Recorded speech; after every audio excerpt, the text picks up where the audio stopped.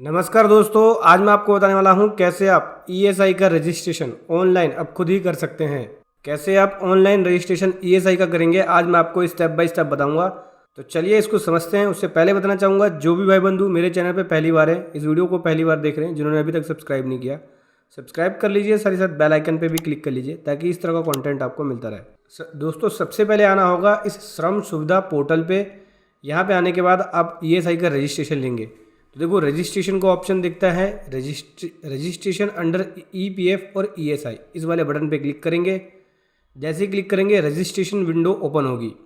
यहाँ पे आप स्टेप बाय स्टेप रजिस्ट्रेशन लेंगे। सो दोस्तों देखो, यहाँ पे साइन अप का बटन दिखता है, इस पर क्लिक करके आप सबसे पहले साइन अप करेंगे। साइन अप में name, email ID, mobile number और ये सब वेरिफिकेशन कोड डाल के साइन अप कर लेंगे। जैसे ही साइन अप कर लेंगे आपको लॉगिन पे आना पड़ेगा, और लॉगिन पे आने के बाद जो भी आपने यूज़र आईडी वगैरह क्रिएट करी है उसकी डिटेल को भर के आप लॉगिन कर लेंगे। साइन अप के जरिए ही आपकी user ID and password create होती है, तो पहले साइन अप करना पड़ेगा, देन उसके बाद लॉगिन। लॉगिन करने के बाद देखो, लॉगिन करने के बाद आपको इस प्रकार से डैशबोर्ड दिखेगा, देख सकते हैं। इसके अंदर 11 पॉइंट है। पहले पॉइंट में देखो ये मेन डैशबोर्ड है, दूसरे में यहाँ से अपने लैंग्वेज को सेट कर सकते हैं, तीसरे में अपने लेबर आइडेंटिफिकेशन नंबर को जान सकते हैं, अपने मिनिमम वेजेस को जान सकते हैं। छठे पॉइंट पे, सातवें पे यहाँ पे रजिस्ट्रेशन का ऑप्शन दिखता है, यहाँ रजिस्ट्रेशन लेना है, इस पर क्लिक करेंगे तो आप रजिस्ट्रेशन वाले ऑप्शन पे चले जाएंगे। यहाँ आपका रजिस्ट्रेशन फॉर्म दिखता है और यहाँ पे प्रोसेस दिखता है कि कौन से स्टेप्स को आपने फॉलो कर लिया है और क्या क्या पेंडिंग है। आपकी लिंक एस्टेब्लिशमेंट की डिटेल 10वें नंबर पर दिखती है। और अगर आपको अपना रोल चेंज करना है तो यहाँ से जाकर आप अपना रोल चेंज कर सकते हैं। साइन आउट करना है तो साइन आउट के बटन पर जाके साइन आउट कर सकते हैं। होम पे जाके आप डायरेक्ट होम पेज पे आएंगे और यहाँ पे अपने प्रोफाइल को भी आप अपडेट कर सकते हैं, ठीक है। जैसे कि नेम, एड्रेस, ये सब चीज़ें अपडेट कर सकते हैं अपने प्रोफाइल को। देखो अपडेट प्रोफाइल का बटन दिखता है ऐसे, इस बटन पे क्लिक करके अपने प्रोफाइल को अपडेट कर सकते हैं। पासवर्ड चेंज करना है तो यहाँ जाकर चेंज कर सकते हैं पासवर्ड को। ये वाला ऑप्शन दिखेगा रजिस्टर्ड यूज़र वाला, नेम आएगा रजिस्टर्ड यूज़र के आगे, तो उस पर क्लिक करेंगे तो यहाँ से प्रोफाइल्स वगैरह को आप चेंज कर पाएंगे, ठीक है। क्या क्या चेंज कर सकते हैं? पर्सनल डिटेल्स, एड्रेस डिटेल, ई कॉन्टैक्ट्स और आइडेंटिफिकेशंस की डिटेल्स को अपडेट कर सकते हैं। ये देखो अपडेट एड्रेस पे जाके एड्रेस की डिटेल को अपडेट कर पाओगे। अपडेट ई कॉन्टैक्ट्स पे जाके अपने कॉन्टैक्ट्स की डिटेल्स अपडेट कर सकते हो, जैसे ईमेल आईडी वगैरह। उसके बाद जैसे आप ई कॉन्टैक्ट में ईमेल आईडी देंगे तो ईमेल को वेरिफिकेशन करने के लिए आपके पास मेल आएगी, देख सकते हैं। इस प्रकार से आपको एक लिंक भी मिलेगा, इस लिंक पे क्लिक करके अपने ईमेल एड्रेस को वेरीफाई करा सकते हैं। जैसे ही वेरीफाई हो जाएगा आपको देखो इस प्रकार से दिखेगा आपका ईमेल एड्रेस वेरीफाई है या नहीं। उसके बाद यहाँ पे मेक प्राइमरी का ऑप्शन दिखता है, इस पर क्लिक करके अपने ईमेल एड्रेस को प्राइमरी बना सकते हैं। मेक प्राइमरी वाले बटन पर आपको क्लिक करना पड़ेगा। देखो अपडेट आइडेंटिफायर्स के अंदर जाके अपने आइडेंटिफिकेशन डिटेल्स को अपडेट कर सकते हैं। जैसे आधार नंबर को सेलेक्ट करके आधार नंबर की डिटेल भर सकते हैं, वोटर आईडी कार्ड सेलेक्ट करके वोटर आईडी कार्ड की डिटेल को भर सकते हैं। जो भी आप आइडेंटिफिकेशंस की डिटेल देंगे उसके नंबर को आप यहाँ पे लिख सकते हैं और उसकी डिटेल को देके अपने आइडेंटिफिकेशंस की डिटेल को अपडेट कर सकते हैं। उसके बाद अभी देखो रजिस्ट्रेशन वाले ऑप्शन पे जाएंगे और रजिस्ट्रेशन वाले ऑप्शन पे जाने के बाद अप्लाई न्यू रजिस्ट्रेशन वाले बटन पे क्लिक करेंगे, ठीक है। जैसे ही इस बटन पे क्लिक करेंगे तो आपको सेलेक्ट करना पड़ेगा कि आप अप्लाई किस लिए कर रहे हैं, ईएसआई रजिस्ट्रेशन के लिए कर रहे हैं या ईपीएफ। तो यहाँ से ESI employees state insurance act 1948 को सेलेक्ट करना पड़ेगा ईएसआई को रजिस्ट्रेशन के लिए। ईपीएफ के लिए भी करना चाहते हैं तो दोनों पे टिक कर सकते हैं। केवल ईएसआई का करना है तो केवल एक पे टिक करना है, देन सबमिट कर देना है। जैसे ही सबमिट कर देंगे देखो ये स्टेप्स है, ये स्टेप्स आपको फॉलो करना पड़ेगा। सबसे पहले एस्टेब्लिशमेंट की डिटेल, फिर ई कॉन्टैक्ट्स, फिर कॉन्टैक्ट पर्सन की डिटेल, फिर आइडेंटिफायर एम्प्लॉयमेंट्स की डिटेल, फिर पर्टिकुलर ऑफ वर्कर्स, कितने वर्कर काम करते हैं, मेल फीमेल कितने हैं, इन सब की डिटेल, ब्रांच की डिटेल, एक्टिविटीज़ की डिटेल और फिर अटैचमेंट, जो डॉक्यूमेंट रिक्वायर्ड है वो अपलोड करना होगा। ये सारे प्रोसेस को फॉलो करना पड़ेगा ईएसआई रजिस्ट्रेशन के लिए, ठीक है। कॉमन फॉर्म है ये ईएसआई रजिस्ट्रेशन का। तो चलिए एक एक करके समझते हैं। सबसे पहले यहाँ पे बात करता हूँ, देखो इस्टेब्लिशमेंट की डिटेल के बारे में।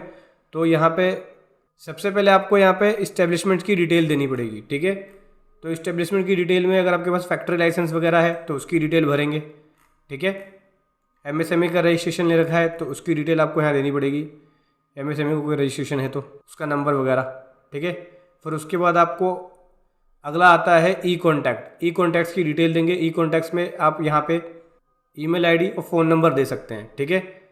उसके बाद आता है कॉन्टैक्ट पर्सन की डिटेल। कॉन्टैक्ट पर्सन की डिटेल में जो ऑथराइज पर्सन है उसकी डिटेल आप यहाँ दे सकते हैं, उसका नाम, उसकी date of birth, father name, ये सब डिटेल, पेन नंबर और डेजिग्नेशन क्या है, ये सारी डिटेल भर सकते हैं ऑथराइज पर्सन की। फिर उसके बाद आप इसका जो प्राइमरी मैनेजर है उसके एड्रेस की डिटेल्स को भर सकते हैं। आप यहाँ पे प्राइमरी ऑनर और प्राइमरी मैनेजर दोनों ही डिटेल भर सकते हैं, दोनों की डिटेल भर सकते हैं। उसके बाद आता है आइडेंटिफायर। आइडेंटिफायर में आपको यहाँ पे आइडेंटिफिकेशंस की डिटेल देनी होती है कि यहाँ पे कौन से एक्ट के अंदर रजिस्टर्ड है। जैसे कॉन्ट्रैक्ट लेबर एक्ट में रजिस्टर्ड है तो उसका रजिस्ट्रेशन नंबर, ठीक है, डेट कौन सी है, ये सारी डिटेल आपको भरनी पड़ेगी। एम्प्लॉयमेंट्स की डिटेल भरनी पड़ेगी। फिर उसके बाद दोस्तों यहाँ पे एम्प्लॉयमेंट्स की डिटेल्स देनी पड़ेगी कि कितने वर्कर काम कर रहे हैं, कितने मेल है, कितने फीमेल हैं, ये सब डिटेल आपको देनी पड़ेगी। कितने वर्कर ऐसे हैं जिनकी सैलरी 21,000 या 21,000 से कम है, और एज ऑन डेट कितने वर्कर काम कर रहे हैं, कि आपने प्रीसीडिंग मंथ में कितनी वेजेस पे करी है, और वेजेस जो एम्प्लॉयज़ को पे करी है वो 21,000 या उससे कम है, उसकी डिटेल आपको यहाँ पे देनी पड़ेगी। अदर डिटेल्स जो मांगते हैं वो देना होगा कि नंबर ऑफ़ पर्सन कितने एम्प्लॉयड हैं, ठीक है, आपके ऑर्गेनाइजेशन में या इस्टेब्लिशमेंट में।